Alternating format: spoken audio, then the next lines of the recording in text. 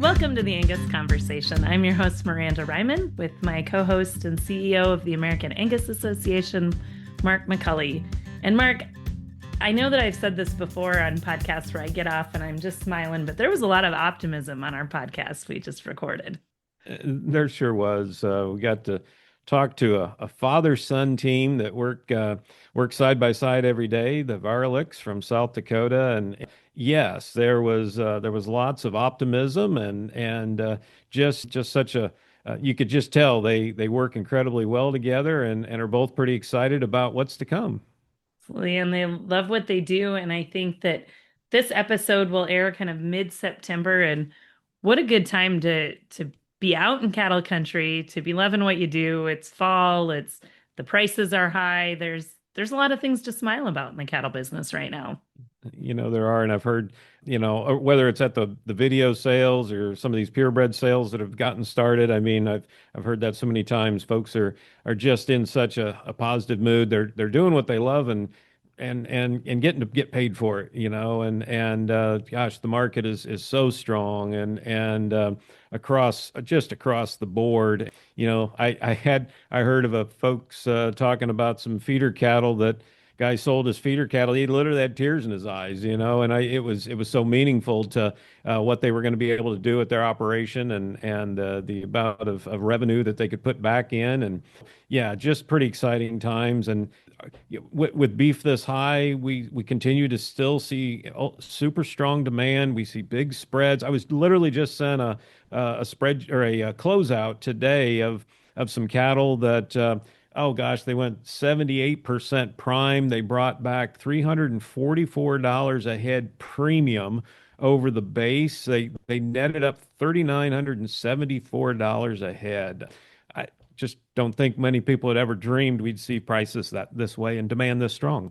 Absolutely. And you love to see it when people have invested in good genetics, that they've got some return on that investment, and hopefully that finds its way back into the Angus breeder listeners that we have on here today, finds their way back into their operations too. Absolutely. So you are actually going to have the opportunity to see quite a few operations here in the next short span of time on some of these state Angus tours.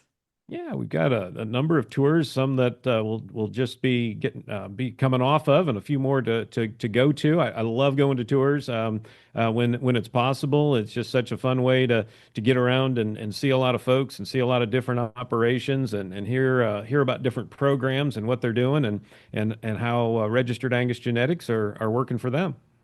And we also are sending a few Angus media staffers to each one of those. So if you are listening to this podcast and you have any questions about maybe your fall marketing plan or a marketing plan for your spring bull sale, be sure and track any of those gals down and, ask all your questions. They're happy to also be out in cattle country on the operations, learn from you guys too. So looking forward to saying hi as you guys are out in the country. Yeah, and I'll be there, and I know some other staff will be there. Of course, a number of our regional managers based on the region. And so if you've got questions or feedback or ideas for podcast guests, yeah, absolutely. Let us know. Yeah. Yes, absolutely. Well, looking forward to saying hi. Of course, I will have to live vicariously through you and all of the pictures and things that I see back, but I know it'll be a great introduction into the fall, and we'll look forward to seeing people at Angus Convention in November. Yeah, it's going to be great.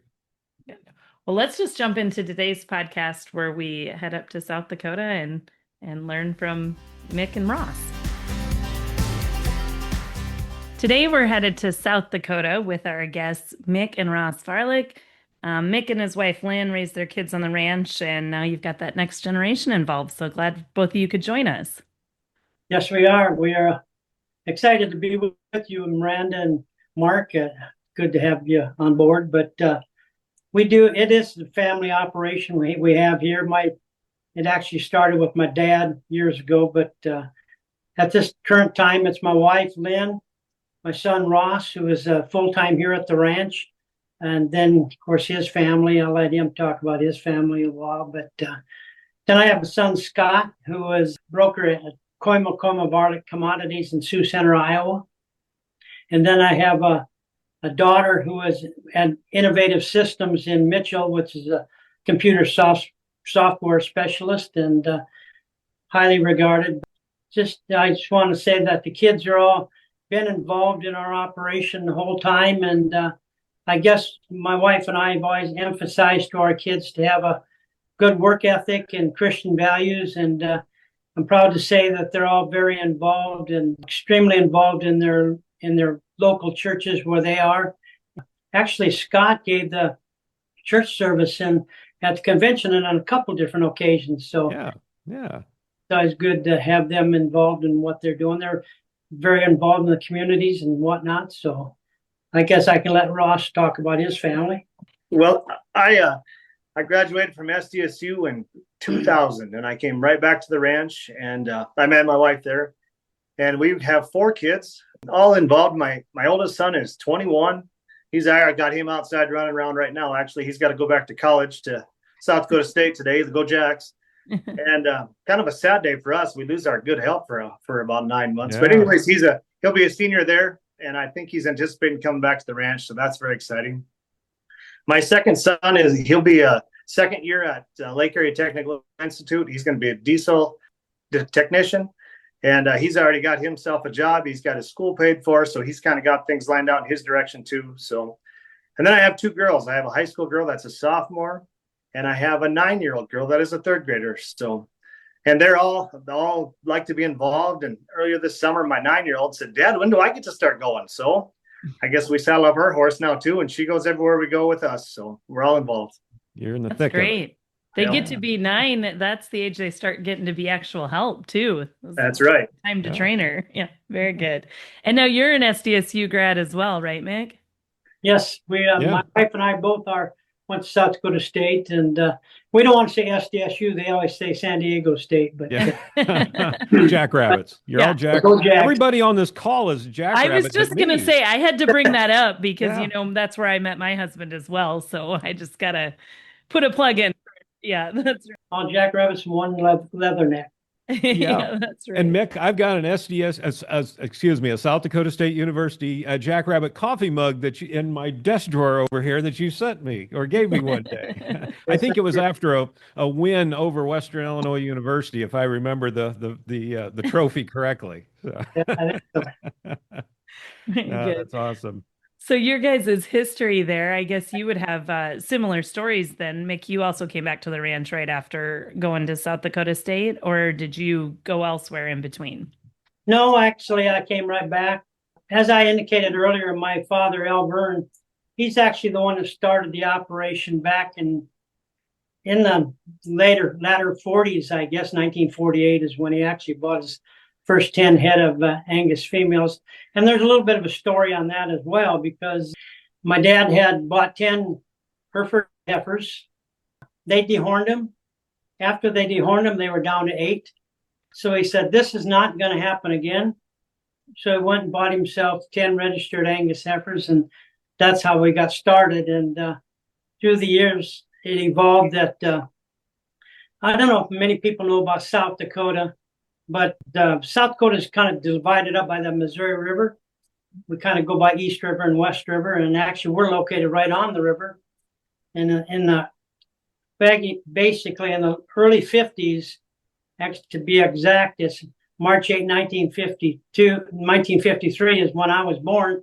That's the same day the folks moved to this ranch here. Mom went to town and had me after they helped move, but it's located right above the dam at the Missouri River, and my dad wanted to be located closer to the river, so that's how we got started here at the ranch at that time. And ever since then, I guess we've been here raising Angus cattle. I guess we were one of the unique people in this area to have Angus cattle, because everything was red and white seemed like forever, till all of our trips that we kind of started traveling around. We found out that the Herefords kind of diminished in the pastures, and kind of what turned black. But so to answer your question, yeah, as soon as I got out of college, actually I started to go to ag ed, and I was going to go to teach, I guess, and then I decided to come back to the ranch instead.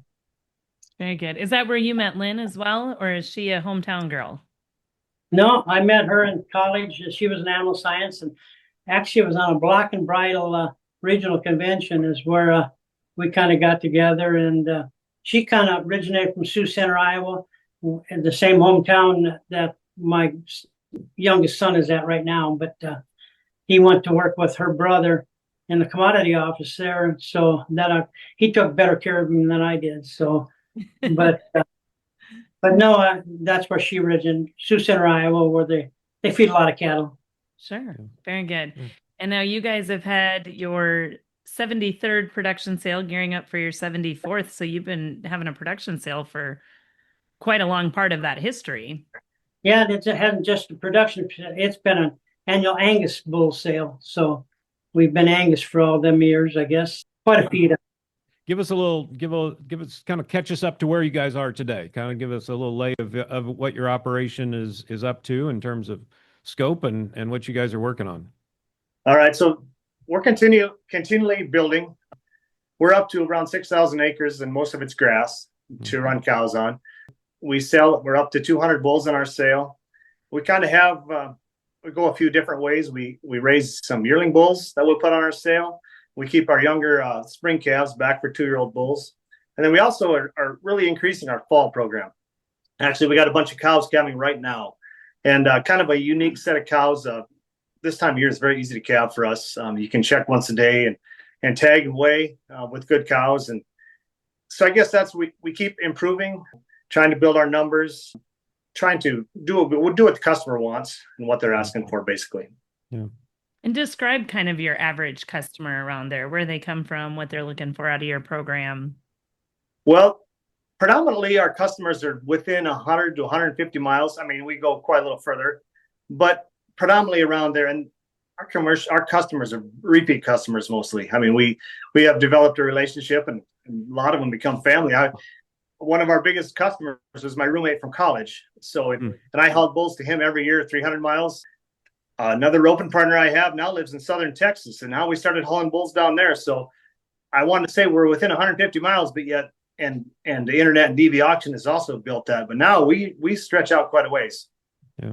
Sure. Yeah. Talk a little how South Dakota has changed. I think there's been probably more row cropping in the eastern part of the state. Has it shifted the cows a little bit, or not as much as I'm thinking?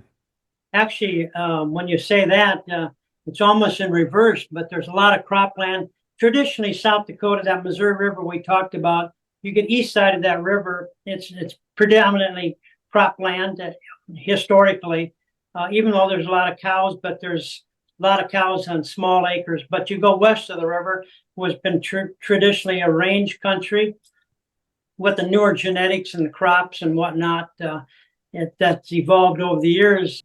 There's been a lot more cropland to the west side of the river, which was traditionally ranch country in the past.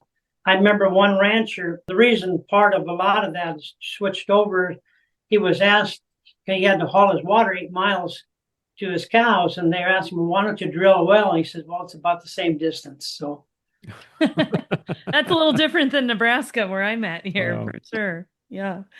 And so what other things have you seen change maybe in your customers and their herds and those kind of things over the years? Well, it used to be you just come and got a bull. I mean, you just need a bull to breed the cows. And now with you guys' help with the association, there's so much to look at, so much data to go through. And we do our best to provide as much as we can and give as much data on our own cattle.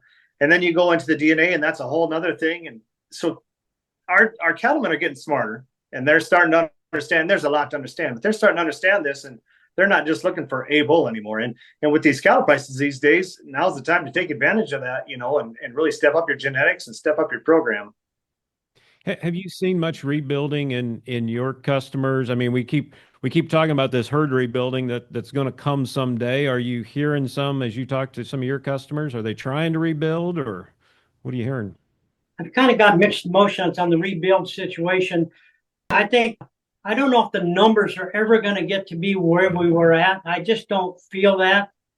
We've developed turbo engines in these cattle, obviously, that we have nowadays. And that's the one way we're going to make up this meat that we need, is simply going to be we need more pounds on these cattle, and higher performance cattle that are going to be efficient, that it can still get to the larger weights and still not eat us out of house and home, I guess. But But no, I guess I don't see the numbers going to increase. You know, one thing about the farming sector is it's gotten a lot easier, and a lot of people kind of like that, being able to sit in a tractor, almost read a book while they're going through the fields. But no, I don't see the numbers is exactly going to increase. And I know, like right now, and if you look at the average age of a rancher or farmer, that age is going up. And I think a lot of guys right now with these high prices, instead of rebuilding, they're thinking, man, I can cash in. You know, I'm old enough. I don't need to have these cows anymore. And so we're kind of fighting that a little bit too. And some of these pastures are maybe getting broke a little bit and things like that, where, you know, so it's a little harder to rebuild when that's going on too. Yep, absolutely. For sure. Absolutely. How many of your customers would be multi-generation, where maybe, Ross, you're now helping, you know, serve the kids that you maybe would have grown up playing out back at the bull sale with? Yeah, there's quite a few.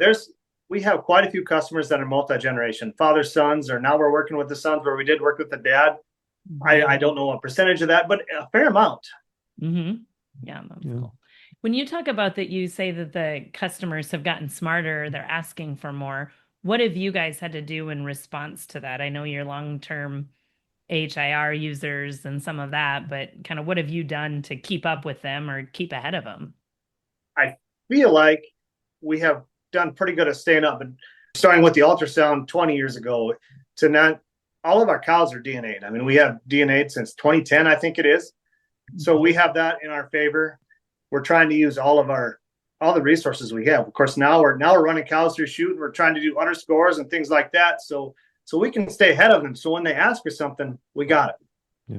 Sure. And another thing about the DNA, we do our entire calf crop too. We don't just do a segment of them, but we do I think, of course, when it used to be with you guys, parentage was a big thing, and the people that aren't DNAing these cattle just don't realize the parentage issues that you read, you know, and that's eliminated a lot of problems. Yep. Were you surprised when you first started DNAing them, how many parenting things that helped you sort out? Yes, 100%. We calve in the wintertime, so we're kind of tight with them. We're spending a lot of time with them, and we pet them up right away and thought there's no way we can have heirs. Well, we're wrong. Yeah. You know, it's amazing. We've had cows that I've had two calves on, thought she had twins, and neither one of them's hers. You know, as good as we think we do, sometimes we're not perfect. Yeah. Right. Yeah.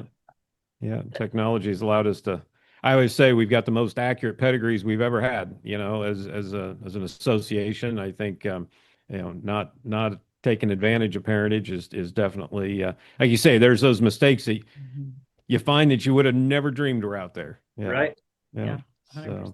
You talk about those, you know, calving in the winter and some of that. Describe your guys' environment there. I know it's a beautiful place along the river, but there's also some challenges that come with where you're located too. Yeah, so where we live, it is beautiful. It's rough. Our winters vary. 3 years ago, we had 7 inches of snow during the winter. It was terrible. This last year, I don't think we had 10. So it really varies. But so we calve, and we figure on it being cold. And so we have a calving barn at my place and a calving barn at my dad's. And we calve in both places. And then we're very fortunate. We have rough and big creeks and big draws. So as they calve, we can turn them out into these big creeks and these trees, basically, for windbreaks. So they have good protection. And we spend a lot of time with them. And my mom, who ran out of here so she wouldn't have to talk, spent a lot of time with them as well, checking things. Yeah. That does sound like Lynn. I asked your dad if he wanted Lynn or you to be on, and he said, "Oh, I think Ross would enjoy it more." Isn't that what you told me? He calls it a trust issue. She doesn't trust me. She thought I'd stick the mic in front of her face. Very good. Yeah. That silent support, though, that I know exists on so many ranches and operations. Yeah, absolutely. Well, I always said she's the third leg of our three-legged stool around here, because it takes all three of us she is so highly involved in the operation and behind the scenes type stuff, and comes to AI time. I mean, she's one of our main AI technicians, and calving and stuff. She knows those cows like the back of her hand. So yeah, that's it's great awesome to have that kind of support around. When you're talking about calving in the winter and the environment and that, what kind of cows are you looking to have in that environment? What's your ideal cow? Oh, Well, cows, in my opinion, they first of all they got to be feminine. That's the number one thing. They got to be feminine. They got to be broody. They got to be able to convert this forages that we're trying to feed to them and stuff. Of course, we're not going to fight udders. We just can't be fighting these udders on these calves, especially in the conditions get a little tough. You can't have that issue out there. But they certainly have to be a feminine. The bulls got to be masculine. The cows got to be feminine. I guess they got to have some phenotype to them. They got to have some structure. They got to be sound enough to handle these hills that we run in and whatnot. So there's places there's only two ways to get through some of our pastures. That's on foot or on horseback. So, and these cows got to be able to cover that as well. And then when you talk about the spring calving, we talk about fall calving. So we're calving right now. Their cows are in the rough hills, and they're about 7 or 8 miles from home, and we check them once a day. And I just know I'm not going to have to get anything in. We have to have sound feet. We got to have good udders, and we just don't have problems. That's problem free. But then when technologies come along, what technologies, you guys I know have been early adopters of a lot of different technologies. So kind of what's your approach and philosophy around whether it's data, whether ultrasound, AI, ET, all those things? Well, I guess, like I said, I've always been kind of greedy because I kind of need it all. But we got to have the right phenotype to start with.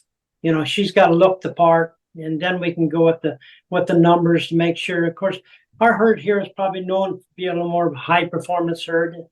Yeah, we got to have cavities to go with that. We got to be trouble free, just like Ross had just mentioned and whatnot. And of course, the carcass quality anymore is certainly got to be on the top of the list as well. We're very involved with ET and IVF and things like that. I think my dad was in the 80s, was one of the first ones in South Dakota to do ET work, and it didn't work the first time. And we've been very involved since the beginning. Yeah.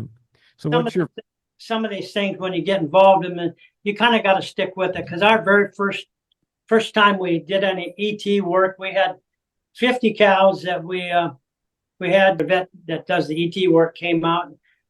We put 50 embryos in, and of course he was going to come back and preg check. We were going to settle up after he preg checked, but then in the meantime he had a heart attack, couldn't do that. So we put a Charolais bull with that group of cows, so we know exactly what's what. Well, the following spring we had the nicest group of Charolais cross calves out. Never had one single ET calf take. So our experiences haven't always been the best, but you got to stick with them. Yeah. Okay, but so your dad didn't like the having to dehorn, and he switched immediately. So apparently you must have a little more patience than your dad did. Well, when I introduced that project with my dad that time, that was a little bit harder to overtake. So I'm convincing that we need to keep on going. Yeah. So did it take another 10 years before you decided to try it again, or not quite? Not quite. Yeah. What makes it into the donor pen at your place?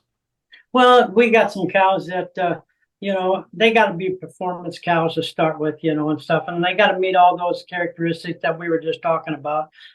So I guess that's kind of a self-eliminating thing. We try to not go towards maybe flush and heifers.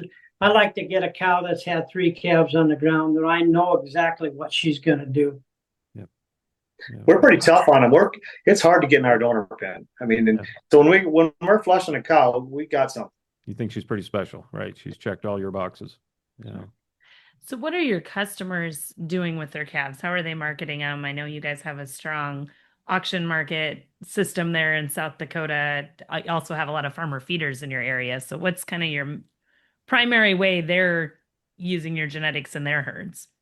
Well, most of the people are going to the sale barn with their calves in here, but of course there's a lot of guys that are feeding them out. And of course we've got a lot of demand too from some of the guys that are order buying that want to know where our calves or who our customers are, where they're selling their calves at. So the sale barn system is, like you had indicated, is pretty prevalent in South Dakota. So sure. We've got some customers, and one I'm thinking of in particular, that he started using our bulls 20 some years ago and it's kind of college was building a network. I didn't even realize I was building a network, but I did. And so he buys his bulls from us, and then he sells to another college friend we met there in a feedlot. And that feedlot guy likes our genetics so much, he has continued to buy them calves, and I think he's had them every year for 24 years, I think. And he wants them. He calls in. He's already got them bought for this year, and he wants them every year. So we're very fortunate to have some, and there's a lot more stories like that too. Sure. So they're not just, I guess I was thinking, their primary goal was that weaning weight and yearling weight and, maternal things, but they're also looking at some things beyond that. Yeah. Yeah. Yeah. Very good. So it sounds like the rodeo in college has been pretty important to your customer network. Yeah, we kind of like to rodeo a little bit, and actually, so I rodeoed in college, and my kids continue to rodeo now, and we go to these rodeos in the summertime with my kids, little 4-H rodeos. It's not that big a deal, but I'm finding my kids team rope, and they're roping partners, and all of a sudden the roping partners' parents are here buying bulls, and then we're getting to know them. So we're a pretty tight state. We make pretty good friends and like to do that. And I tell my kids all the time, no matter what we're doing, we're Varileks, and we raise Angus cattle, and we put Varilek Angus on our pickup everywhere we go. So I guess they know what we're about. There you go. And everybody's a roper? Oh, so far. Yeah. Except for Dad. Yeah. No? I team pin and wrench sort. Okay. Very good. I thought you were going to come out and tell me you were like barebacks or something. I was going to be surprised. I thought that was a long time ago. Yeah, right. So, You guys have a local rodeo there too in Gettys, don't you? Are you guys involved in that? Yeah. Very involved. Yes, very involved. Actually, our rodeo in Gettys this last year was the South Dakota Rodeo of the Year, so we were happy to get that recognition. But how cool. That's a lot of work. I know that's a lot of work behind the scenes. We've got one down here in Gothenburg that's over the 4th, and those guys put in a lot of time to get ready for it. And we're going to push pause to hear a few words from Angus Media that could help your operation. Ready to connect with some of the most progressive breeders in the industry? You can get your operation in front of one of the most engaged audiences by advertising on the next episode of The Angus Conversation. Take a quick 30 seconds to introduce your herd or spotlight an upcoming sale. Call Angus Media at 816-383-5200 or talk to your regional manager to reserve your spot today. And now, back to the conversation. back on that ideal cow you guys are building at your place. Is she easier or harder to build today than she was 10 years ago or 20 years ago? as far as being that elite cow, you don't see it because the whole herd, I think, is advanced so much. So you can still find that really good one, but to find that real elite one, maybe sometimes it does get a little bit tougher to be able to differentiate her from the average cows in your herd. But you like to think, for instance, we take a lot of our, what we call our poor producing cows, and we'll turn them into our recip pen. One way to increase your genetics is take the lower end and make them your top end. But I mean, just like everybody, we're getting a lot pickier now. We have a lot more resources to look at, all this stuff to study and look at. And whether we like it or not, it's kind of easier to cull them out once in a while because of some certain reason, you know. Where before, you know, we had the basic traits and she looks good, let's go for it. Yep. I had a guy the other day that was telling me just that. He said it's become impossible to find a bull that I can use because we have so many things to choose from that I can always find something that I don't like. And the more information, he said, the harder it is to find a bull, which, you know, makes sense. The flip side is the more information, the better decisions you can ultimately make, right? And it does sometimes make it more complicated. you know, if you had a full head of white hair, I would think you would be my dad, because that's exactly what he would used to say 30 years ago. More information we get, the harder it is to sell a bull because there's more issues to find. I just wish I had a full head of hair, but any color. I didn't really say care. anything about that. That's fair enough. What do you think your dad would think about your herd today compared to the herd he started with? Well, I think he would be very happy with the progress that we made over the years. You know, he has been here for 20 some years, but I know he'd be excited as to the advances that we've made. Of course, things have so different from when he started. Everything was by the eyeball, but those good old trained cowboys, their eyeballs, they knew what they were looking at. He was very talented to be able to pick out the cattle that were really good cattle without really the information in front of them as we have today. But them old good old cowboys, they knew what they were looking for. And you kind of follow that cow long enough, you'll see what she'll kind of tell you what she needs. Yeah. Yeah. So growing up, I was with Grandpa quite a bit. One thing I knew about Grandpa was he was going to take a risk once in a while, and it seems like he was a smart man. And he knew which risks to take, which a lot of people, like this irrigation deal, for instance, or whatever he did, he was pretty smart about that, knew which risks to take, and it paid off for him. He was the first man in South Dakota to get irrigation permit out of the Missouri River. So he was kind of a pioneer in a lot of things that he did, including the Angus cattle. Yeah, Much that's so. really neat. And so you guys still irrigate some meadows and that, or are you raising just a little bit of feedstuffs there? Mostly feed. We raised a lot of alfalfa. We have a couple pivots of grass, and then a little bit of grain, just basically for feeding. We raise about enough to feed through the winter time is about what we do. Sure. Yeah. You're telling me you'd rather be on horseback than in the tractor. Yeah, pretty much. Yes. That's right. I don't blame you. Yeah. Going back a little bit to your sale, I want to talk about that because that's a long-standing tradition that you've had there. What's changed with that? Did you always have it on the ranch? Did you start out in the sale barn? Well, my dad, when he first started, had his sales in winter, which is about 70 miles from here. Mm-hmm. What in the early 60s, he built a sale barn at the ranch. We were always well known for the sale we held there. Of course, my dad was a very social man. He knew how to get along with people, I guess. But anyhow, in 1978, our sale barn burnt down.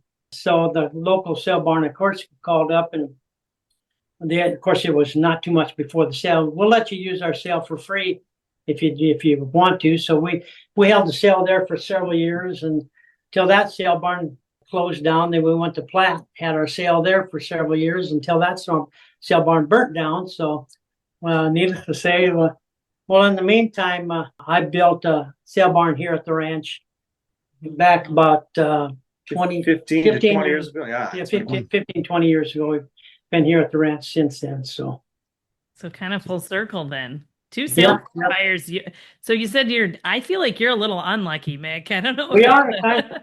And the very first year I had the sale here, I think it was close to one of the first ones. We were on the internet and whatnot. Of course, the internet goes down too, and perfect. We kept going though. Yeah, good. So you've been using the internet how long in your sale?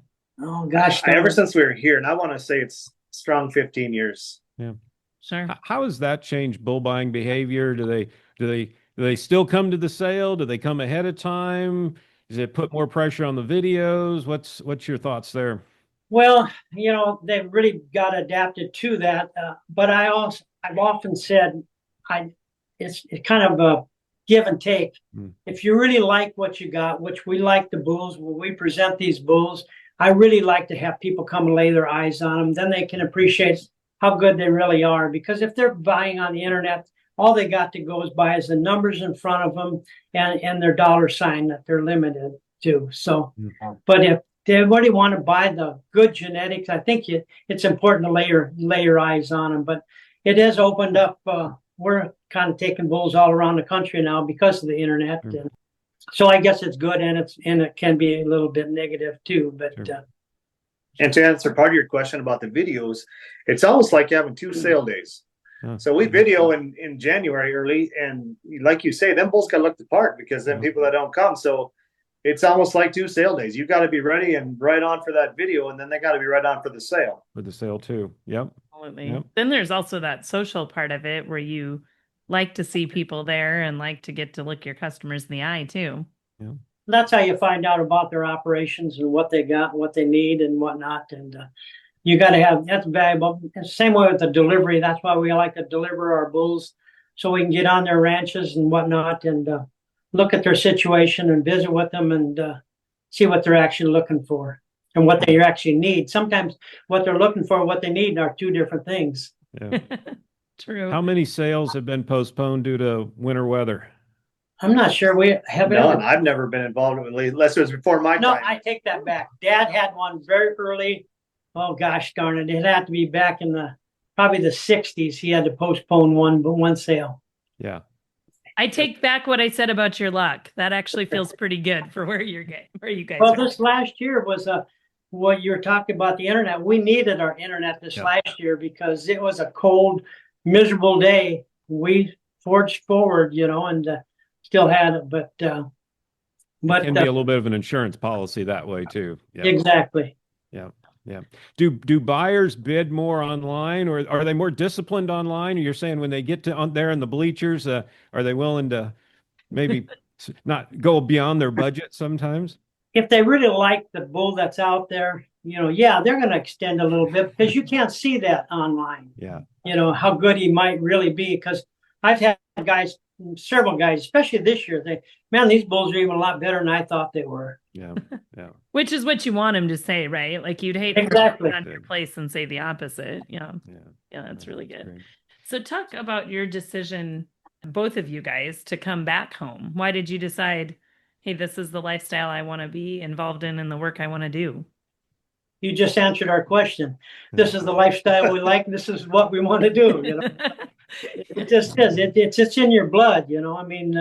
I've always been the Angus business has always been in my heart for long as I can remember. And I'm not one to like to get in the tractor and drive the tractor. I want to get on horseback and we'll check the cows in the pasture.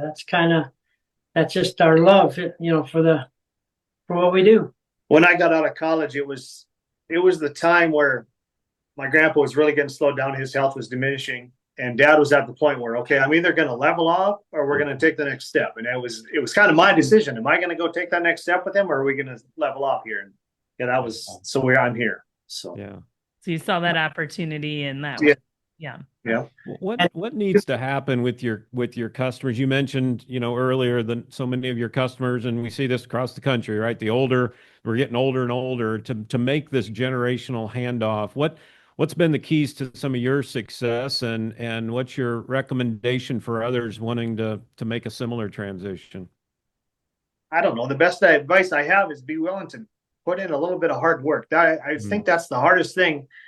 And if you take care of your cattle and you raise good cattle, it's a lot less work. Mm-hmm. And I guess that's what I got to stress to young guys as much as anything, because it's the farming part of it is so easy and everybody wants to farm, but sometimes that cow is a little harder work. But right now, if you look at what's going on in our commodities, it's sure a lot nicer to have a cow than a truckload of corn right now. Absolutely. For sure. I hear people say, my cows, they got to make a living for me, but you take good care of that cow, she'll take good care of you. Yeah. Yeah, absolutely. So Mick, when you've got the next generation coming back, do you guys kind of divide responsibilities and decision-making roles, or how do you divvy some of that up? Well, I guess first of all, when I find out my grandson's come back, after I wipe the smile off my face, I'm really happy to hear that he's excited and just to see him. But no, I think we all pretty much pitch in, and I guess it's an unwritten rule that we all just kind of pitch in and do our thing, and I guess respect everybody else's decision.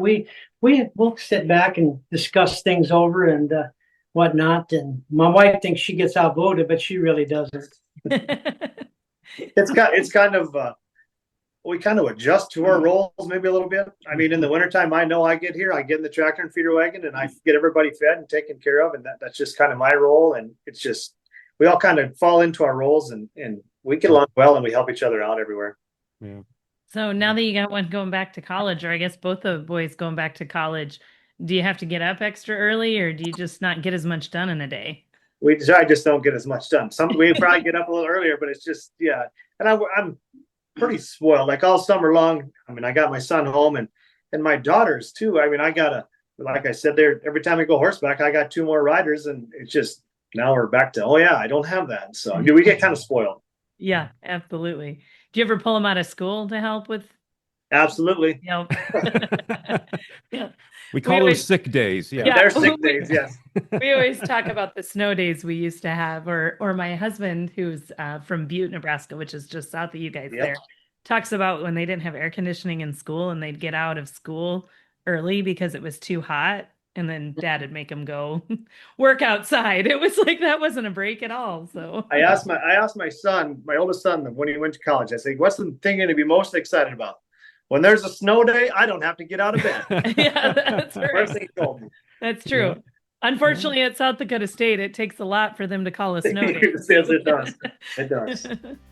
We're going to take a quick timeout for a word from Angus Media. To make good decisions, you must be informed. At the Angus Journal, we have you covered. Subscribe to our monthly magazine to be part of the direction of the association and influence decisions that will affect your business. For just $50 a year, you get a high-quality publication filled with good cattle and stories of good people delivered each month. Change is inevitable. Don't get left behind. Visit angusjournal.net to subscribe today. And now back to the podcast. So when you guys think about the future of your operation, what's maybe going to be most different in 10 years and when we come to your bull sale or when we come look at your cows? Oh, I guess I don't know. There's so much technology. It's hard to believe there can be any more. I mean, we're really going crazy, but I guess my goal maybe is to take what we got and just keep improving. And that's probably a pretty basic goal, but keep improving on them cows and improving on these bulls. And I guess we always got to, keep the customer in mind and try to stay current and see what they want. I don't have a good sale if I don't have customers if I don't have what they want. Well, it's so exciting every year. And this is probably no different than anybody that's really passionate about what you do is, when you come out to breeding those cows, to wait for see what those calves are going to look like. It's just so exciting, and I think that's what keeps us going to try to keep things improving. The excitement is still there. Yeah. I love your guys' optimism, but I know. Is there anything that keeps you up at night? That's what I was just going to say. Oh, I don't know. We really enjoy what we do. I really do. I don't know. And where we live is such a beautiful area and we don't even realize it or how beautiful it is until I put on my Snapchat story or whatever, what we're doing. And then I get all these comments. Oh my gosh, that's gorgeous. We used to take that for granted. We don't even realize how good we got it. We try not to take it for granted, but we bought a bull from Bobby and Jimmy Sitz here. Oh gosh, it's been 25 years ago. And they brought the bull out. They looked around here and they said, you guys just wait till they discover you. Because they had all the people from California moving in there. But now we're realizing what they were talking about. People have discovered it. And we live right on the river. People come from hundreds of miles to fish in my backyard, and I don't even fish. So, and that's another little quick story. So when I was in college, between my sophomore and junior year, I actually went and lived on Bobby Sitz's ranch for a summer. And I wanted to go be with the elite and the best, and what I realized is, they are, but it's the same as being home. They do work just the same as we do, and we use the same equipment. So it was kind of an eye opener. I spent a lot of days on horseback, just like I do here, and it's kind of the same. We all do the same thing together, and I learned then that this is all right. And Ross tells that story. That was one of the best, most music that I've ever had in my ear is when he said, Dad, I can't believe how they do things here the same as we do at home. He thought he was going to discover some big secret or something. Yeah, we're going to top notch and Sit's our top notch. Don't get me wrong, but it made me realize that we're not so far off. Sure, absolutely. So, what do you think that your family dynamic looks like? You've got at least one coming back, and you're hoping that there's opportunities for everyone who wants to come back if they so choose. I told my kids, I said, you're all welcome back. If we have to adjust, we'll figure out what we got to adjust. But everybody's welcome to come back, boys and girls both. And I would love to see that. I don't know what will happen, but they're all welcome. We'll figure it out. I see it like as times go on, the kids kind of go different directions if they need to or whatever. But like Ross said, everybody's welcome back here. We'll figure it out. Yeah.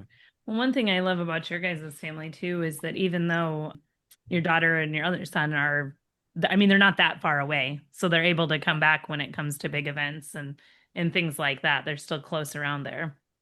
And they do. My brother's very involved in the cattle business, so he's a commodities broker, and they're quite well known, and he talks cattle every day. And I just had a big long conversation before I talked to you guys with him, trying to plan some things. He owns some cattle with us, and him and I have fed cattle together, trying to buy some customers' calves and do a few things. So he's still involved, kind of in a different way, but we're still involved with him, and he helps us out a lot too. Sure. I bet he knows things and is up on full market things that you guys aren't even thinking about on your day to day. Yeah, we're pretty fortunate to have him involved to help us and to keep us abreast of all that stuff.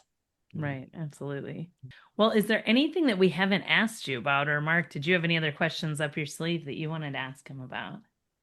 No, well, I guess one of the things, I mean, Mick, is we kind of skipped right over as we got into your introduction. I mean, when I first really got to know you, is that your time and service on the American Ag Association Board of Directors and the different entity boards that you served on in 2 terms. And gosh, last year I was lucky enough to be out at the South Dakota Angus tour when you and your family got recognized as South Dakota Angus Breeder of the Year, and that was so fun for me to be there and to be able to shake your hand and your family's hands while you were recognized for that. So just somebody I've always appreciated, Mick.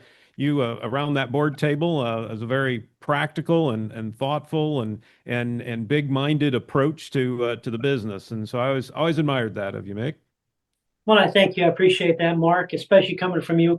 No, my years there on the board, I really enjoyed, and people always ask, "What did you accomplish while you were at the board?" And I guess with the help of Lynn and Jerry, I guess we had put that little icon on that pedigree. It shows a parentage verification on those animals. I guess that was the biggest accomplishment that was able to get through while I was on there.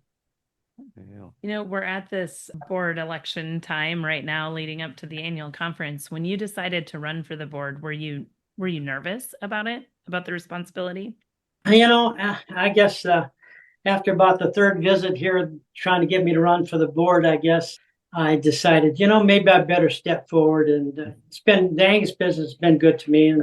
And so I felt it was necessary that I at least give it a try. There were so many guys running that particular, I just had no idea that I'd really get on the board, to be honest with you. But it actually happened that way, I guess. And looking back, do you think there were things that, like, did you learn things that maybe help you now in your operation? Or Oh, no question. I guess the science in the cattle industry is real, and I think that's what we have to really look for. I know there's been people that are probably a little bit dragging their feet, kind of questioning a little bit, but sure, there's always individuals that maybe jump outside the parameters that they would put forward to them. But as groups, I think it's pretty accurate, and I think if the science is there, we got to use it. Well, we do appreciate your time and service. We know that it's a big lift, and that probably the fact that Ross was home on the ranch made it easier to step up. I think Ross and my wife, by the way. Yes. Yeah, that's true. The good point. And I'm amazed what I learned when Deb was on the board. Just the things that none of us understand what's going on the board and to the association. I want to commend your association because we call them with problems, whether it be parentage or I'm trying to register something, I can't do something, and your crew always helps me out. And I don't know how many of me, I always say, how many of me are calling you complaining and you're still in a good mood and wouldn't want to talk to us. So I commend them. They do a great job.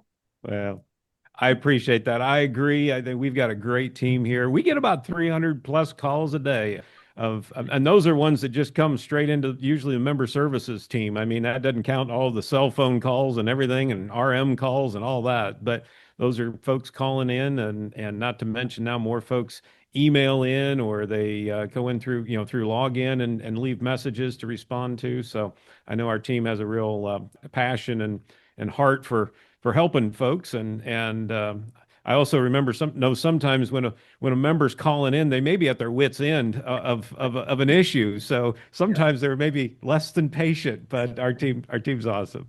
I'm sure you guys are never like that though. No. Very good.